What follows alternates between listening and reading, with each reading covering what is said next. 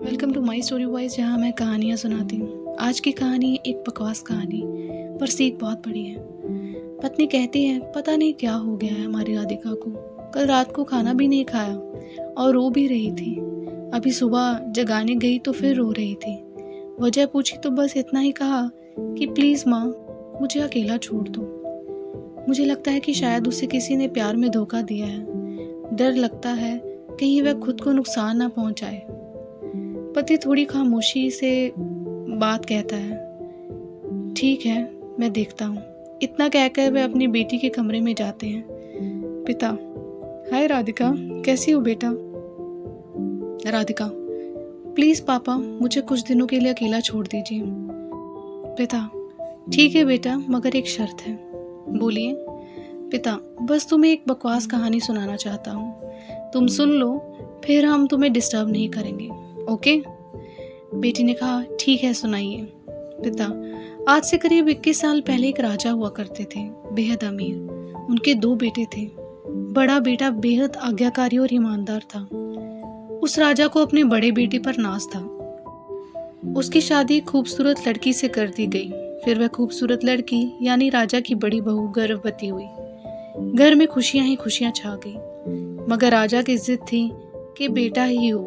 फिर राजा ने अपनी बहू के गर्भ का चेकअप करवाया तो पता चला कि गर्भ में लड़की है। राजा ने बेटे को हुक्म दिया कि लड़की को गिरा दिया जाए। आखिर बड़ा बेटा आज्ञाकारी था ना, तो करेगा ही। मगर पता नहीं उस पागल बेवकूफ को क्या सूझा कि 2 दिन बाद अपना राजपाट, धन दौलत, शान शौकत सब कुछ छोड़ के अपनी गर्भवती पत्नी को लेकर महल से गायब हो गया। सच कहूं तो वह बड़ा बेवकूफ और पागल था। लोग बेटियों को बोझ समझकर गर्भ में ही नष्ट कर देते हैं, और एक वह बेवकूफ पागल एक बेटी के लिए तमाम सुख सुविधाओं को ठोकर मार दिया। वह बाप की बात मानता तो आज उसकी जगह राजा होता। ना जाने वह बेवकूफ बाप बेटी के लिए जाने किस हालत में होगा। तभी राधिका की माँ वहां आकर कहती है कि वह बेवकूफ बेटी के लिए पागल शख्स और कोई नहीं, यही तेरे पिताजी हैं, जो तुझे अपनी सच्ची कहानी सुना रहे हैं, बकवास कहानी बताकर। तो कहती थी ना कि मम्मी, नाना नानी को तो मैंने देख लिया, अब मुझे दादा दादी को भी देखना है। और फिर मैं कहती थी, काश तेरे पिता अनाथ ना होते तो तेरे दादा दादी का चेहरा भी देख लेती। तेरे पापा अनाथ नहीं है। तू बड़ी होकर जिद ना करे दादा दादी से मिलने की, इसलिए तुझसे सच छुपाया गया। फिर तेरे पापा ने तेरे पैदा होने के बाद एक कसम ली कि तेरे अलावा दूसरी संतान फिर कभी नहीं बनाएंगे। अखबार में इश्तिहार देकर तेरे दादा दादी ने बेटी को लेकर ही वापस आने को कहा। मैंने भी जोर दिया वापस जाने को, मगर तुझे गोदी में उठाकर तेरे पापा ने बस इतना ही कहा, जिस घर में मेरी प्रिंसेस की हत्या का फरमान निकाला गया हो, वहां एक राजा कैसे सांस ले सकता है।